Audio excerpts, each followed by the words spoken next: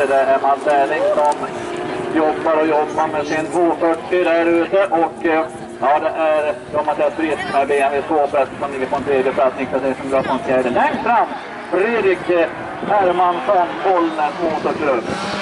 Ja. Hans hemmabana heter Erik Närsbobana. Fantastiskt. Ja.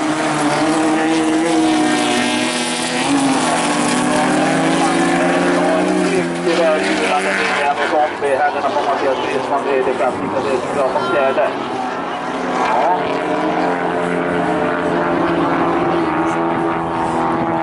Det är någon typ som låter väldigt mycket, men det är ett flygplan som plattar. Ja. Så kan det gå. Hermansson i täten. Erling Mats från andra plats. Från tredje plats Mattias Frisk och från fjärde plats Niklas Eriksson.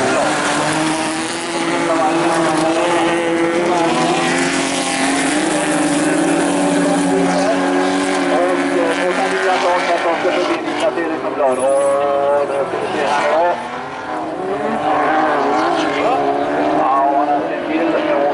Mattias Frisk ska starta för sin egna nöjes skull och för våran skull. Ja, lite show, det ska det vara.